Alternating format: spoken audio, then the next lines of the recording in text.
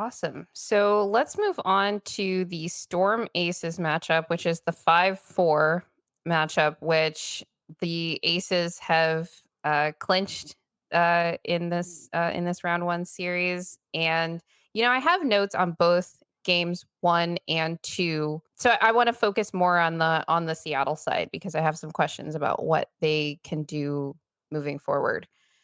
In game one, it was a very I mean, both games had a very strange, I think, tempo to them. The Aces had a very slow start, although Aja Wilson had a very strong start individually, especially with her scoring.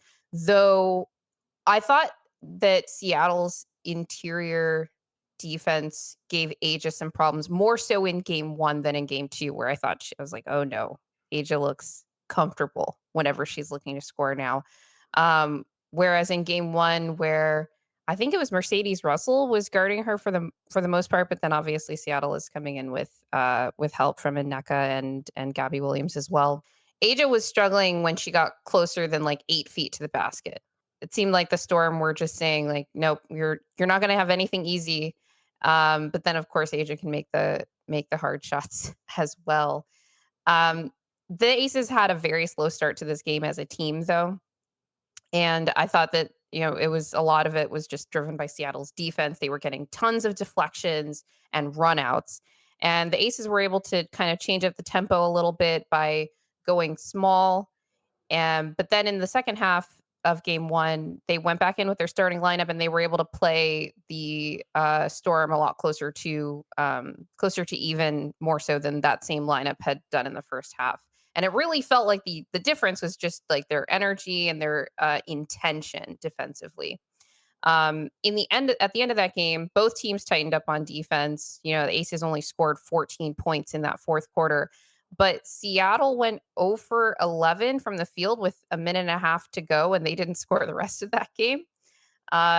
Someone said that it was the fewest field goals made in a fourth quarter since 2006, and I'm like, isn't zero the fewest that is possible? um, yeah, so the Aces ended up winning that quarter 14-2. Seattle had some free throws there. I thought putting Sid Colson on Skylar Diggins Smith was just like basically the death knell for Seattle because they weren't able to create anything easy. And Ineka was facing hard doubles out from like 15 feet and having trouble passing out of it in a way that the defense couldn't recover. This is a little tongue in cheek, but when I want to ask, like, does the opposing team score really just depend on how much the Aces want to defend in that particular game? I mean, this is the one thing I've said. If the Aces play defense, it's very hard to beat them. So, like, when the Aces decide that we want to buckle down and show help and protect the paint and fly around, you're in for a long day. Like that was my thing when the Aces were struggling. They were 6-6. I was like, hey, they just shore the defense up, they'll be fine. And over the course of the season, they got in the right direction. Now in the playoffs, they're back to playing defense and being able to survive a game like this, where Asia's 1 for 8 in the first quarter, and no guard can get in the paint, and they're not making any shots. And I think that game was summarized by like the Storm went on like a 7-2 run in that first quarter, but that was over like 4 minutes. Then the Aces went on an 8-2 Yeah. run in like the first 2 minutes of the second quarter. I was like, oh no, I don't know how much wiggle room you have. But yeah, I would agree with that. When the Aces guard, you're gonna have a long day. Yeah, I and like you said, the 7-2 run over a 4-minute span isn't exactly indicative of like a high-powered offense.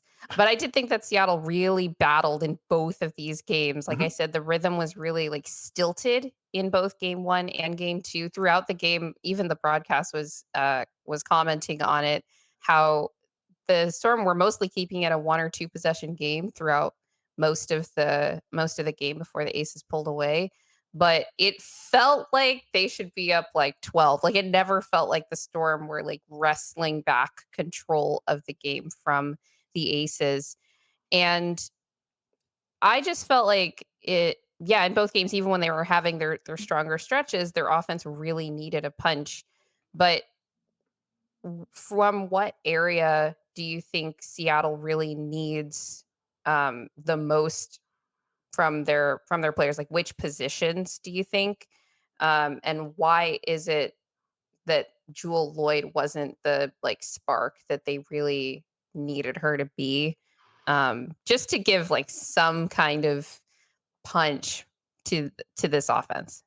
I mean, you saw the attempts go up in game two from Jewel Lloyd. She was very aggressive at the start of that game. I'm not sure. It didn't seem like she was 1,000% the Jewel Lloyd we've seen.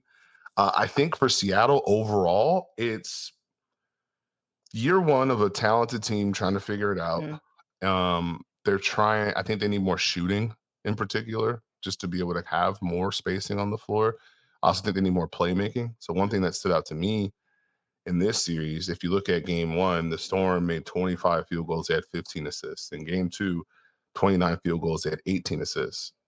Skylar had 10 of those in game two. So who's making yeah, plays for each other? For them, it's about their tempo in the half court, being able to execute and keep pressure on a defense consistently, I think is one of the things that makes it tough. I think Gabby Williams and her drives help, but if a defense goes under, and they can show help off of Ezzy spaced or NECA spaced and feel like they can recover, it just makes it tough. Because now, okay, we help, we recover. You have to get an advantage again. And how are you going to get that? I thought they did a creative job this year at certain times trying to invert their offense and use their talent together. But I mean, you have to kind of go through this. And and again, you're facing the defending champs. the two-time defending champs. So I mean, it's a hard path to navigate. Especially, I think the difference between game one and game two, and it's one of the toughest things about playing the Aces in the playoffs is once you show your hand, they are now prepared for it. They Yeah, are ready for whatever you're gonna do. So you saw the difference from Las Vegas at the start of game one from game two. They felt way more comfortable on both ends of the floor, more organized, more understanding of what they want to do on both ends. Kelsey Plum, way more aggressive. Chelsea Gray stayed aggressive. Asia was locked in as always. And that's where it's really hard to beat this team in a playoff series. what does one do when Chelsea Gray is hitting the types of shots that you see here? I mean, you talked about how Seattle needs more playmaking. I think that I was more thinking about the shot creation aspect of it because they had so many people trying to create tough shots against, a really like tough defense, a stout defense, and then not doing that. So it's those stats on the assists are interesting to me because you'd think that on a team that doesn't have like the best like tough shot creators necessarily, you would see more ball movement, but they didn't. Meanwhile, the Aces have in Chelsea Gray and Kelsey Plum and Tiffany Hayes, right? Uh, and Jackie Young, players who can hit these tough shots off the dribble against a stout defense. So one, Chelsea Gray, if this is going to be pick and roll, and Chelsea Gray is able to reject, that's already enough pressure on you. But if Chelsea Gray is also able to just stop and pop and hit this shot, Yeah. there's not much you can do. And then secondarily, if you see the Chelsea Gray doing this in the playoffs, you are in deep, deep, deep, deep, deep trouble. So I mean, when Chelsea Gray is able to, if you notice the time of the clock, 7 on the clock, late in the possession, you've done a very good job defensively against the Aces. You're going to have these moments where maybe you get them to struggle in the half court, to be stagnant. When she hits these kind of one-on-one shots, they're just backbreakers. They're tough to deal with. And when she's hunting them, they're backbreakers. So you defend this pick and roll, you go under, that's fine. This is good defense. Chelsea Gray still scores. You get nothing out of it. So Yeah. she has the ability to take whatever your scheme is and just throw it right on over the top rope and punish you in a way that really hurts you because the Aces are not easy to guard. They have all this talent. So when you put all that effort on the defensive end and it results in that, that hurts. That was the thing is I think that Seattle was playing really good defense on like 90% of the possessions throughout the first 2 games in this series, the only 2 games in this series. And it just didn't matter because you had Chelsea Gray hitting those shots and now you have Kelsey Plum with these drives and finishes that are yeah, just kind of backbreaking. You're like, "Oh god, now we have to deal with this too." So even if you bring the video back to the start, there's one thing Kelsey did made an adjustment on in game two. It was just understanding I need to get in the paint. I can't go a million miles an hour. I need to give them some doubt. So if you look at when she catches it Mm. here, there's going to be a hesitation. They're going over because of her ability to shoot. hmm And then if you see notice this hesitation, so Seattle technically, Skylar's like, Gabby, you're switching, right? And Gabby's like, I'll help you, but you got it, right? It didn't happen. But Kelsey also helped by being like, you know what? Let me wait, hesitate, drive, finish over a big, or, set up, come off a pin down, wait for my space. Let me see what you're doing. And then, okay, this is the space I have. You're there. Now I'm by you. So she did a much better job in that game of just kind of taking the space, understanding what was happening, and not necessarily trying to go a million miles an hour in the paint.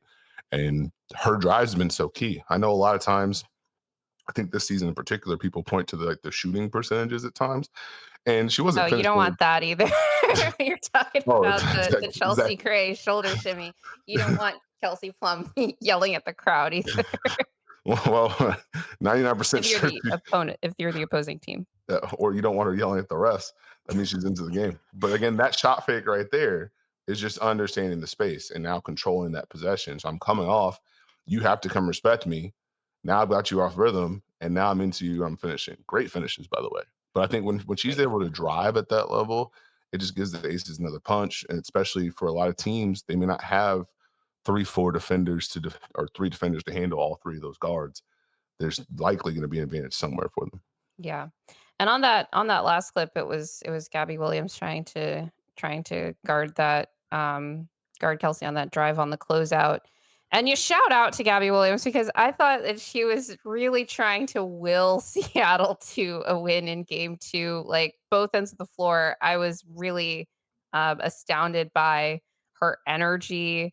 Like everyone knows that she's like this good defensively, but she was hitting threes. She was actually able to create some tough shots in the mid range as well. And getting downhill in transition and trying to play make out of that too. And my goodness, her athleticism is actually quite breathtaking in the half court. How she's able to attack a closeout if a closeout comes. So I just wanted to give her a shout out. But with respect to Kelsey Plum, who do you think the New York Liberty are going to guard her with? Because the Liberty, they have we're going to talk about their lineups a little bit more when we get to that series, but they have options with how they even, formulate their lineups to match up with the Aces. But I think that they don't have great options in the backcourt that are great two-way players. They have some great defensive backcourt options, but you don't necessarily want them to be, important for the offense in any given lineup. Uh, yeah, what are your thoughts on how the Liberty are going to guard Kelsey Plum when they have all these other, weapons on the Aces that they have to worry about?